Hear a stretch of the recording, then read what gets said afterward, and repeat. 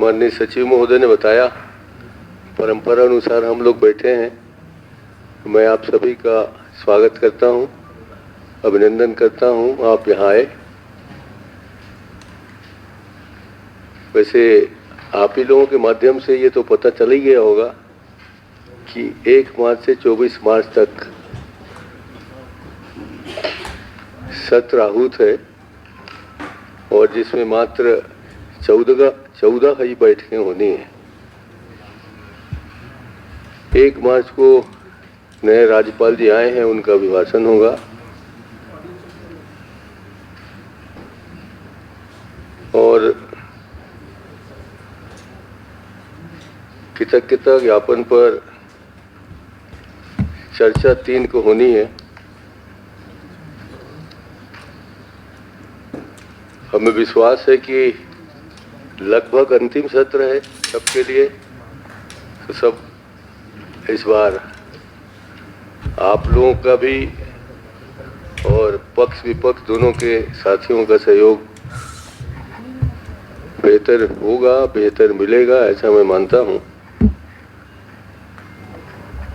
Budget सत्र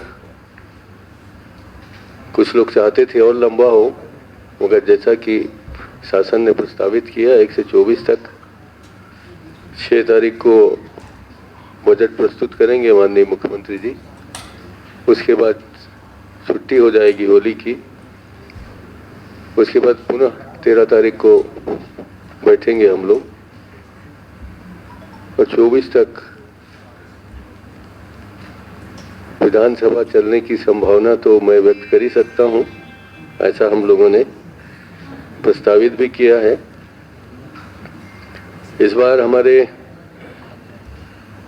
2 विधायकगण, एक पूर्व मध्य प्रदेश के और हमारे आदरणीय राधे श्याम जी शर्मा जी का निधन हुआ है। उस पर भी पूरी चर्चा पहले दिन ही हो जाएगा।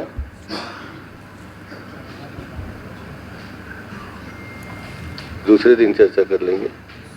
पहला दिन तो 2 तारीख को ही मानते हैं ना।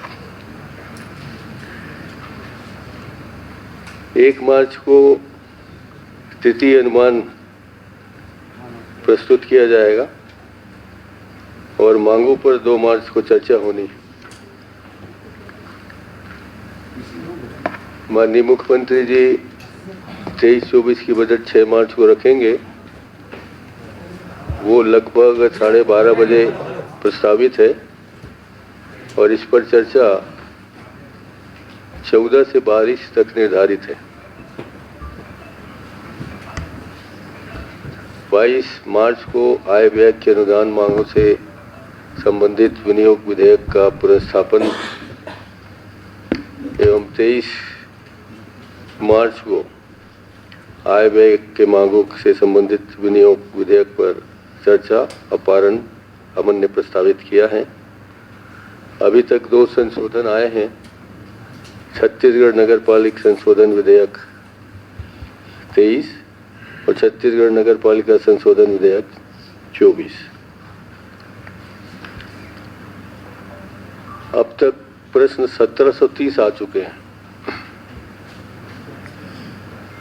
जिसमें से तारांकित प्रश्न है 889। अतारांकित प्रश्नों की संख्या है 841। इस तरह से कुल 1730 प्रश्न अब तक आए हैं।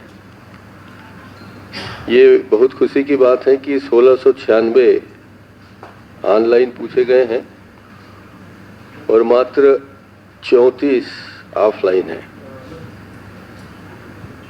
तो अगर देखा जाए तो माननीय सदस्यों ने इस बार 98.3% ऑनलाइन के माध्यम से प्रश्न पूछे हैं। ये बहुत ही खुशी की बात है और विधायकों की जागरूकता को भी ये प्रदर्शित करता है। शासकीय संकल्प की 9 सूचनाएं आई हैं। एक शासकीय विधेयक की भी सूचना है। ध्यानाकर्षण प्रस्ताव 57 है और शून्यकाल की सूचनाएं 23 है जो अब तक प्राप्त हो चुकी हैं।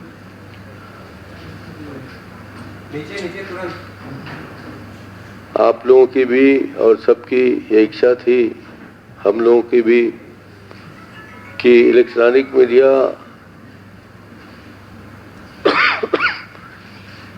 को यहाँ बेहतर ढंग से लागू किया जाए। तो एक विधानसभा मोबाइल ऐप्स बनाया गया है जो एंड्रॉइड वर्जन है। उसमें आपको बजट की संपूर्ण जानकारी, प्रतिदिन की कार्यसूची, प्रश्नोत्तरी, पत्रक भाग 1 जिसमें कार्य विवरण भी होगा, पत्रक भाग 2 सभा की असंशोधित कार्रवाई और प्रक्रिया और कार्य संचालन संबंधी जो नियम है माननीय विधायकों की जानकारी के लिए उसमें उपलब्ध होंगे। माननीय राज्यपाल जी का भी भाषण भी उसमें होगा और बजट भाषण भी उस ऐप के माध्यम से आप लोगों को प्राप्त हो सकते हैं। हम लोग 1 मार्च को इसकी लॉन्चिंग करना चाहते हैं और हमें विश्वास है कि इसका पूरा लाभ आपको भी और हमारे विधायक साथियों को होगा। नए मंत्रियों के लिए कुछ कक्ष बनाए गए हैं। 1 तारीख को ही हम लोग उद्घाटन कर देना चाहते हैं उसका, और माननीय मंत्रीगणों के कार्य करने की सुविधा और विधायकों को भी सुविधा प्राप्त से होगी, ऐसा हम मानते हैं। पिछले सालों में कोविड-19 के कारण हम लोगों ने आपको दर्शकों को वंचित किया था देखने के लिए। इस बार दर्शक दीर्घा पूरी तरीके से खोल दिया जाएगा और हमारे दर्शकों को भी विधानसभा की कार्रवाई देखने का अवसर दिया जाएगा। ये फिलहाल खुशी की बात है।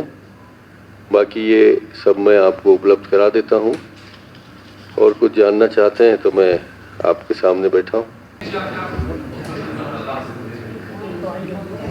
यहाँ सच बोलना कि नहीं, यहाँ सच बोलना कितना अलाउ है मैं तो कह नहीं सकता, मगर जब यहाँ मैं विधायक था तब भी बहुत उत्कृष्ट किस्म के विधायक रहा करते थे मध्य प्रदेश में, और मुझे कहने में संकोच नहीं है कि अर्जुन सिंह जैसे विद्वान मुख्यमंत्री को भी विधायकगण लाजवाब कर देते थे अपने प्रश्न के माध्यम से, पुराने उद्धरणों के माध्यम से, और किताब लेके बात करते थे। ऐसा नहीं कि आज की तरह हवा में ही, किताब की जगह हवा में उछालते हैं लोग। जो नियम है, कानून है, व्यवस्थाएं है, परंपरा है, सबकी बात किताब को लेके प्रस्तुत किया जाता था। अब वो परंपरा यहाँ दिख नहीं रही है। कोई भी पॉइंट ऑर्डर उठाता था तो ये पॉइंट बताता था कि किस नंबर के कारण क्या उठा रहे हैं, कैसे हो रहा है, क्या है। पॉइंट ऑफ ऑर्डर एक बहाना नहीं है आपके बातों को सुनने का। पॉइंट ऑफ ऑर्डर सही अर्थों में आपको बताना पड़ेगा। अब देखिए, अब समय है, बदलते जा रहा है, मगर यहाँ हम लोगों को और मेहनत करनी चाहिए।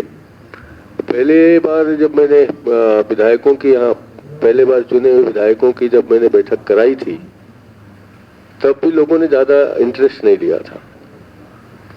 जो किताबें पढ़ने को दी गई थी तब भी लोगों ने नहीं पढ़ा था, जबकि ये यहाँ सब नियम कानून से ही होता है पूरी व्यवस्था। तो नए सदस्यों के ज्यादा आ जाने से और उनके अध्ययन में कमी होने के कारण कुछ यहाँ उतनी उत्कृष्टता नहीं आई जैसा हम सोचते थे और हम जैसा देखे थे।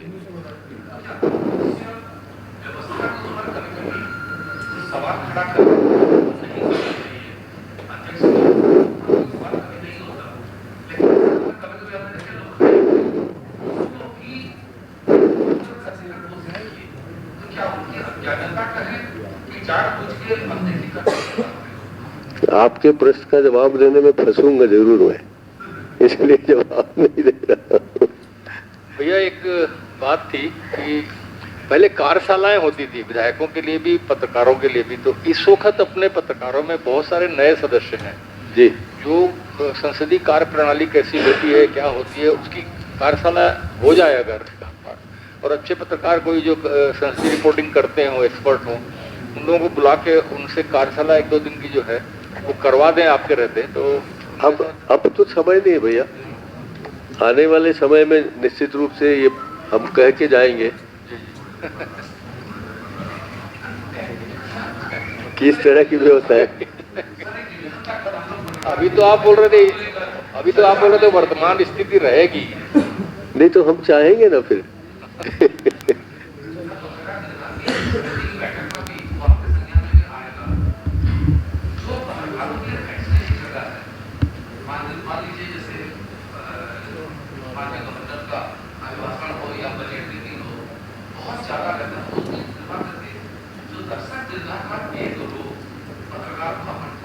बिल्कुल बिल्कुल करेंगे।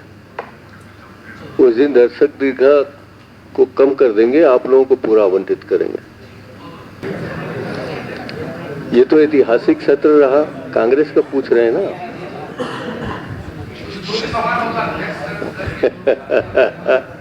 ऐतिहासिक सत्र था और छत्तीसगढ़ के लिए मैं समझता हूँ पहला अवसर है जब पूरे प्रदेश के लोगों को और प्रदेश के हमारे बड़े बड़े लोगों को यहाँ स्वागत करने का, उनको देखने का, जानने का, सुनने का, नज़दीक से देखने का अवसर मिला। मैं समझता हूँ इससे काफ़ी लाभ हुआ है प्रदेश को, किसी पार्टी को नहीं, प्रदेश को। प्रदेश स्तरीय ना होकर ये देश स्तरीय एक कार्यशाला थी कह लीजिए, या हम लोगों का अधिवेशन था, और किसी प्रकार की कोई शिकायत नहीं आई। सब लोगों ने अच्छे मन से स्वागत भी किया। विपक्ष के साथियों को भी मैं धन्यवाद देना चाहता हूं कि इस दौरान कोई जैसा कि स्वाभाविक है, कभी हड़ताल, कभी ये, कभी वो बातें सुनने को मिलती हैं, किसी ने भी इस तरह के कुछ बातें नहीं रखी। तो एक बहुत सफल शानदार अधिवेशन हुआ, ये मैं कह सकता हूँ। अध्यक्ष जी, सोशल मीडिया पर तो लुटेरों का गैंग और क्या क्या कहा गया, जो है जो देश की मुख्य विपक्षी पार्टी का कार्यक्रम था, और उसके बारे में अपोजिशन की तरफ से सोशल मीडिया पर लुटेरों का गैंग और क्या क्या चीजें, सोशल मीडिया तो चलते रहता है आप लोग के माध्यम से। बड़े बड़े नेताओं ने जिनसे कभी इस तरह की भाषा की उम्मीद नहीं थी, उन्होंने भी लुटेरों का गैंग और ये सब चीजें कही। खैर वो बात अलग है। मैंने कहा कि सामान्य रूप से सामने किसी प्रकार की कोई बाधाएं उपस्थित नहीं हुई 3 दिनों में, ये मैं कह रहा हूँ। सर एक प्रश्न मेरा है यहाँ से, स्वाति कौशिक। सर 3 दिन का अधिवेशन बहुत लंबा चौड़ा, बहुत शानदार चला आप लोगों का, लेकिन मैसेज कहीं ना कहीं ये थोड़ा सा कम क्लियर होता दिखा कि कांग्रेस एग्जैक्टली अपने कार्यकर्ताओं को किस दिशा में देख रही है, और क्या ये 24 में आप लोग कोई मूल मंत्र लेकर चल रहे हैं, उस पर कोई विशेष चर्चा हुई हो? बेटा ये तो राजनीति हो जाएगा, इसका जवाब देना यार। नहीं अल्टीमेटली आप उस पार्टी के सदस्य हैं, अब बतौर अध्यक्ष ना। यहाँ गड़बड़ हो जाता है, पार्टी के सदस्य नहीं हुए यहाँ पे जी। सर होली के ठीक पहले इस बात की अनुमति देंगे क्या आप कि हम राजनीतिक सवाल कर लें आपसे? हाँ कर सकते हैं। होली के बाद ना, पहले सत्र के बाद, दोनों सत्र के बाद आप मेरे से राजनीतिक सवाल कर सकते हैं।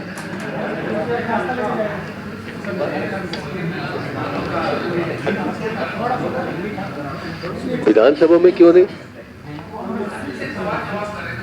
नहीं, विधानसभा में होली मिलन होना चाहिए, अगर आप लोग कहें तो। हाँ ऐसा कुछ 9 तारीख को कर सकते,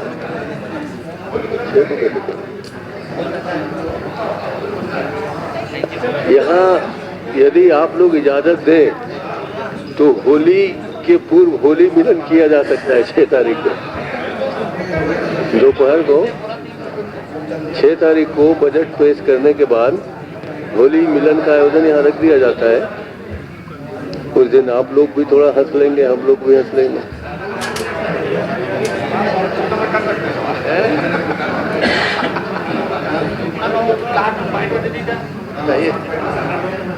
छह तारीख को 4 बजे कि 3 बजे खाना खाएंगे ना। Thank you. लंच की बात करेंगे ना, लंच तो रहेगा ही। 6 तारीख को जैसे माननीय मुख्यमंत्री जी द्वारा बजट प्रस्तुत होगा, उसके बाद लंच होता है। लंच के बाद यहाँ होली मिलन कर लेते हैं कार्यक्रम।